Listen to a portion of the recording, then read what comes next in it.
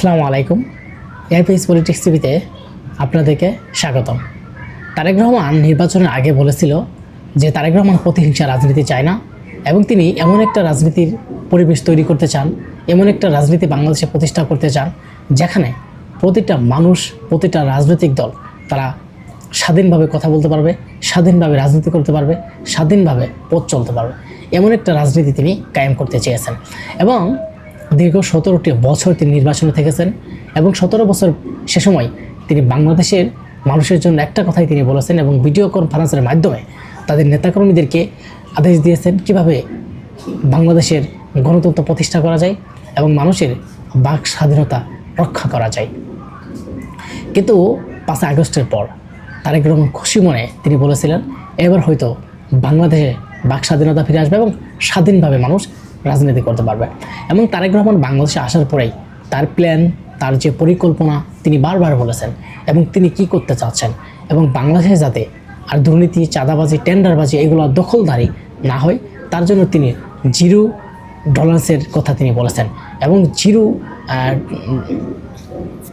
কথা তিনি এবং তারেক রহমান বলতে চাচ্ছেন যে বাংলাদেশে আর কোনো দুর্নীতি হবে না এবং বাংলাদেশটা এমনভাবে এগিয়ে যাবে যেখানে প্রতিটা মানুষের অধিকার বাস্তবায়িত হবে, প্রতিটা মানুষ স্বাধীনভাবে পড়াশোনা করতে পারবে, স্বাধীনভাবে তারা কথা বলতে পারবে, তাদের যে স্বাস্থ্যের সমস্যা থাকলে সেই সমস্যার সমাধান হবে এবং উন্নত দেশে যাতে না হয় যেতে হয় এবং উন্নত দেশে যাতে না যেতে হয়। তারেক রহমান ক্ষমতা গ্রহণ করার আগেই তিনি অনেকগুলো পরিকল্পনার কথা বলেছিলেন।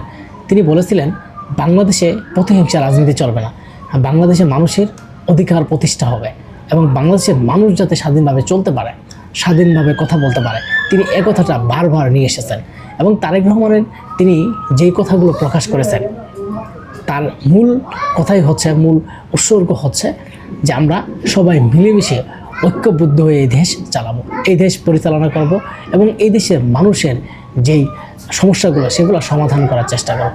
তিনি বলেছেন খাল খনন, কৃষিকাজ, ফ্যামিলি কার্ড এবং আরও যে সমস্যাগুলো আছে এবং বাংলাদেশের স্বাস্থ্যের যে অবস্থা এবং স্বাস্থ্যের যে হসপিটালের যে অবস্থা এবং বাড়ি বাড়ি যায় এবং বাড়ি বাড়ি যারা অসুস্থ হয়ে পড়তে পারে, বৃদ্ধ মহিলা, ছোট শিশু, তারা হসপিটালে আসার মতো পরিবেশ পায় না এবং সময় পায় না এবং তাদের যেন বাড়ি বাড়ি গিয়ে চিকিৎসার ব্যবস্থা করা হয় এমন একটা সিস্টেম তারেক রহমান চালু করতে যাচ্ছেন। এবং তারেক রহমান ক্ষমতা গ্রহণ করার পরেই তিনি চমক চমক চমক দেখে যাচ্ছেন, মানে চমকের শেষ নাই। আমরা কতটি চমকের কথা বলবো। তিনি যে একটা বাংলাদেশের নতুন রাজনীতি প্রতিষ্ঠা করতে যাচ্ছেন এটা কিন্তু ইতিমধ্যেই আমরা দেখতে পারছি। তারেক রহমান সেই শহীদ সেনাদের সেখানে যখন শ্রদ্ধা জানাতে যায়, আমরা গতকাল দেখেছি সেখানে রাষ্ট্রপতি এবং স্বরাষ্ট্রমন্ত্রী এবং সেনাপ্রধান তারা সবাই মিলে সেখানে এক সারিতে বসে, এখানে আওয়ামী লীগ, বিএনপি, অন্য দল সবাই এক সারিতে বসে সেখানে কথা বলছে। বাংলাদেশের মানুষ তো এমনই চেয়েছিল যে বাংলাদেশে একটা প্রতিহিংসা রাজনীতি আর হবে না। এখন আওয়ামী লীগ যেই রাজনীতি করে গেছে, আওয়ামী লীগ যে প্রতিহিংসা রাজনীতি করে গেছে, আওয়ামী লীগ যে একদলীয় শাসনতন্ত্র কায়েম করে গেছে সেটা তারেক রহমান চায় না। তারেক রহমান যদি চাইতো তাহলে এখন বর্তমানে আওয়ামী লীগ যারা তারা রফিস খোলার সাহস পেত না এবং যারা আওয়ামী লীগ আছে তাদের জামিন হতো না এবং এখন যারা আওয়ামী লীগ তারা স্বপ্ন দেখতো না যে আগামীতে তারা আবারও নেতৃত্ব দিতে পারবে, আবারও তারা রাজনীতি করতে পারবে, এই স্বপ্ন তারা দেখত না। কিন্তু তারেক রহমানের কথা যে আমরা কোনো প্রতিহিংসা রাজনীতি চাই না। এবং আজকে এই 21-এর পদক বইমেলাতেও তারেক রহমান আরেকটি চমক দেখিয়েছেন।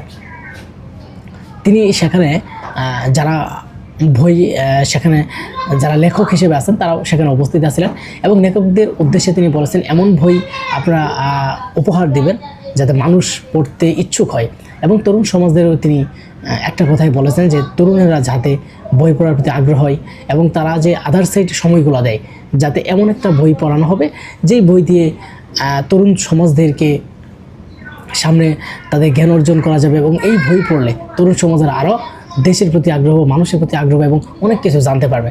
আপনি দেখেন যদি বই না পড়েন তাহলে কিন্তু অনেক কিছু থেকে আমরা পিছিয়ে থাকবো, কারণ বই পড়লে অবশ্যই আমাদের মনের যে আশা আকাঙ্ক্ষা অনেক কথাই আমরা সেখানে জানতে পারবো।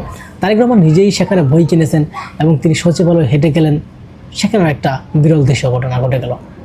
আপনি দেখেন সেই তিনি সেখান থেকে বইমেলার ওখান থেকে তিনি যে সচিবালয় পর্যন্ত হেঁটে গেলেন, দুই পাশে প্রটোকল নেই এবং সাধারণ একটা প্রোটোকল, সিম্পল, এবং দুই পাশে মানুষ দাঁড়িয়ে আছে এবং তাদেরকে হাত নাড়িয়ে তিনি কথা বললেন।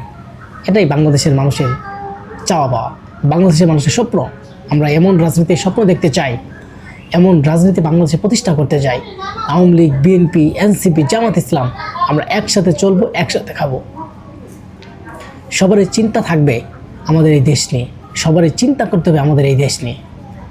এই দেশ কীভাবে বহির্বিশ্বের কাছে আমরা পৌঁছে দিতে পারি, বহির্বিশ্বের কাছে আমাদের এই সৌন্দর্য বাংলাদেশ হিসেবে গড়ে তুলতে পারি, এরকম স্বপ্ন তারেক রহমানের। যদি তা না হতো, আজকে যেই আওয়ামী লীগেরা যেভাবে বিএনপির উপর অত্যাচার করছে, বিএনপিকে শেষ করে দেওয়ার চিন্তা করেছিল, আজকে তাদের সেইটুকু করা হচ্ছে। আজকে তারা স্বাধীনভাবে কথাও বলতে পারতেছে এই নির্বাচিত সরকার আসার পরে। তো এটাই হচ্ছে বাংলাদেশের রাজনীতি, এটাই চেয়েছিল তারেক রহমানের কাছে। এবং তারেক রহমান যেই চমক দেখিয়ে যাচ্ছেন, তার প্রতি মানুষের একটা আগ্রহ, ভালোবাসা রয়েছে। তিনি ক্ষমতা গ্রহণ করার পরেই সকাল 9টায় অফিস এবং চলাচল, বিভিন্ন জায়গায় আলোচনা, সব একদম নিয়মতান্ত্রিকভাবে আমরা দেখছি। এমন মানুষ চেয়েছিল যে এমন একটা রাজনীতি প্রতিষ্ঠা হোক, প্রতিটা মানুষ যাতে সুখে শান্তিতে থাকে। সবাই ভালো থাকবেন, কমেন্ট করে অবশ্যই মতামত দিয়ে যাবেন।